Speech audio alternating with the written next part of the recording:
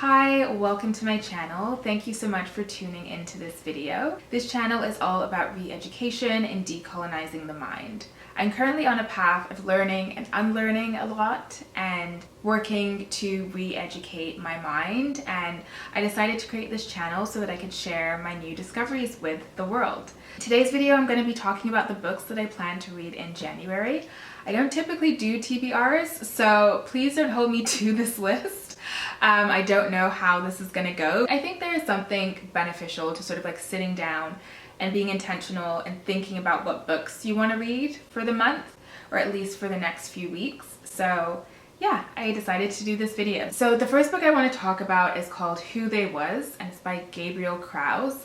So I just want to read the information on the back of this book. An astonishing, visceral, autobiographical novel about a young man straddling two cultures: the university where he is studying English literature and the disregarded world of London gang warfare.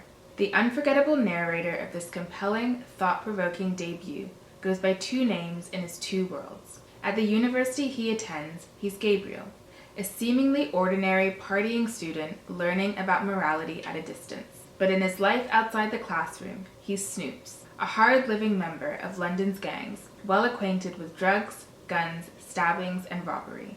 Navigating these sides of himself, dealing with loving parents at the same time as treacherous, endangering friends, and the looming threat of prison, he is forced to come to terms with who he really is and the life he's chosen for himself. In a distinct, lyrical, urban slang all his own, author Gabriel Krauze brings to vivid life the underworld of a city and the destructive impact of toxic masculinity. Who They Was is a disturbing yet tender and perspective-altering account of the thrill of violence and the trauma it leaves behind. It is the story of inner cities everywhere and of the lost boys who must find themselves in their tower blocks. So I think this book is probably going to be quite a challenging read for me, but I think it's good to push oneself out of their comfort zone. The book is written in slang, and I tend to like books that are written in very sort of lovely, poetic language. But I think it's important to read things that are outside of one's comfort zone.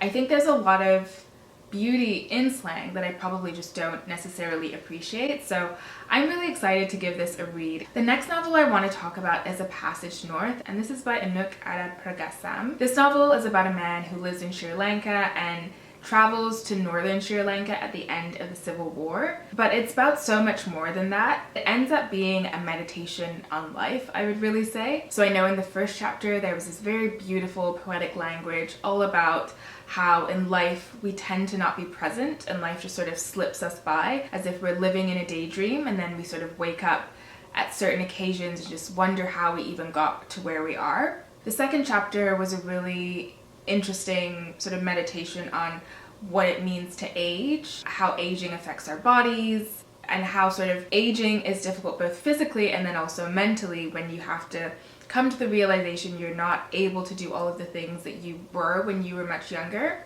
and how to sort of age gracefully. So yeah, I've really been enjoying this book. I'm excited that this month I actually will have time to finish reading it. I think this is probably going to be one of my favorite reads of the year, and I know it's really early to say that, but it's just very beautiful language. I'm really enjoying what the author is doing with this story, and I'm just excited to see where it progresses. The next novel I want to talk about is Karenina by Tolstoy. I have been working through this book for the past like 4 years now. I'm about 80% of the way through, and I've restarted it at least 3 or 4 times. I haven't finished the book yet because I just knew I wasn't in the right mind state to really appreciate what Tolstoy was doing. But it's a very good book and very beautiful book, so I'm gonna start it again and give it sort of like 100% of my attention. I really enjoy this book, and I'm really excited to read this book because I think it's a very interesting meditation on love. But what I really like about this novel is different chapters will be from different characters' perspectives.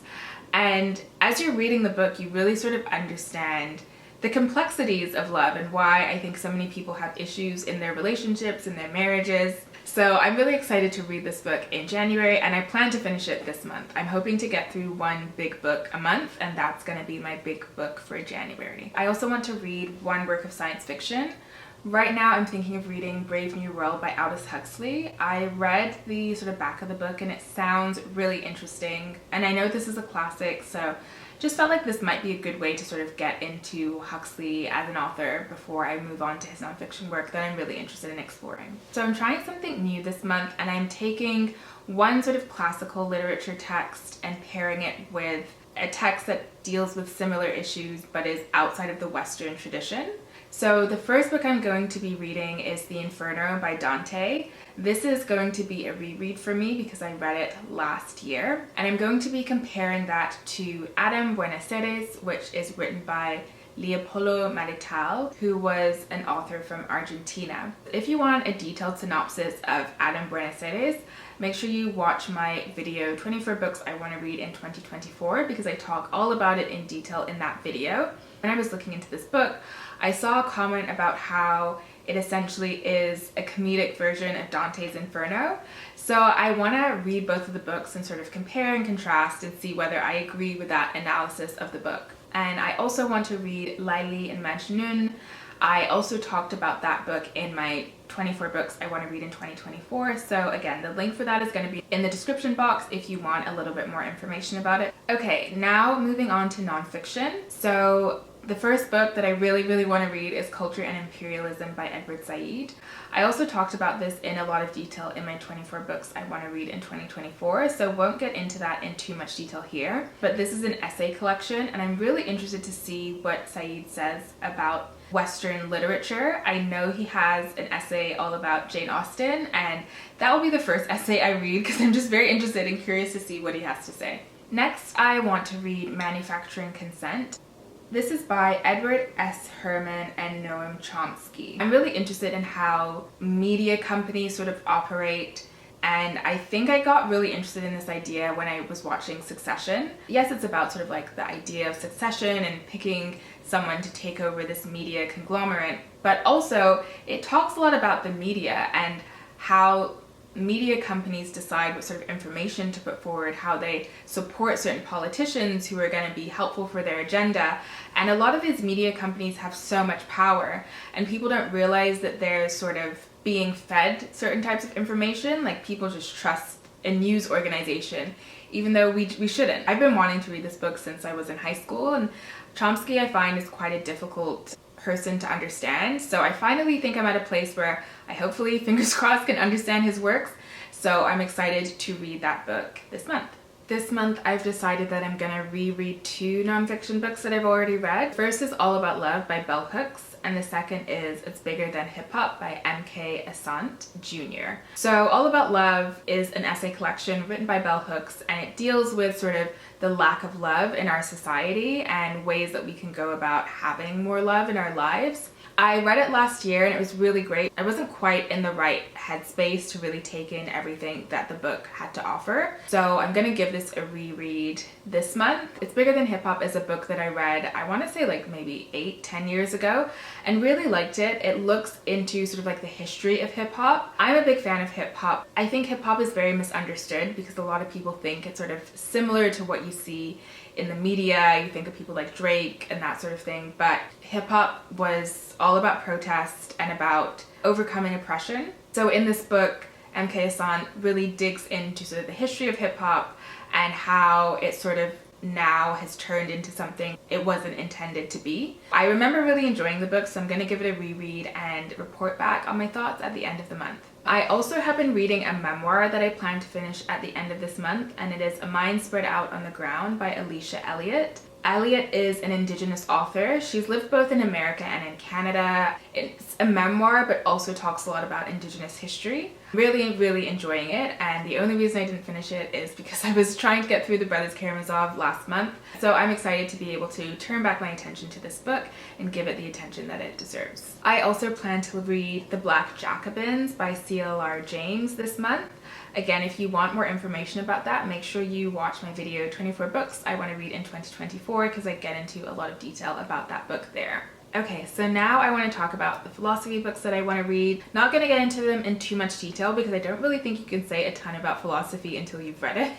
But the first book I want to read is Meditations by Marcus Aurelius. I have been wanting to learn more about Stoic philosophy, and this sort of seemed like a good place to start. I decided to go with Aurelius over someone like maybe Seneca. I find him really interesting. So from what I understand, he was like an emperor, had lots of money, lots of power, lots of wealth. And I find people like that who sort of have the world as their oyster, financially have a lot of power, and then choose to really focus on a life based on like virtue and character very, very interesting. So I'm curious to see what he has to say in this book. I'm also planning to read The Myth of Sisyphus by Albert Camus. I have been like dipping my toe in this book for a very long time, but I've never actually committed to reading it and finishing it. I find Camus like quite depressing and I don't really enjoy his books, but I have been wanting to learn more about existentialism and I know that that's covered in this book. So I'm gonna give this a read. It's not that long, so I think I should be able to finish it, as dark and depressing as it is. I think I want to finally understand sort of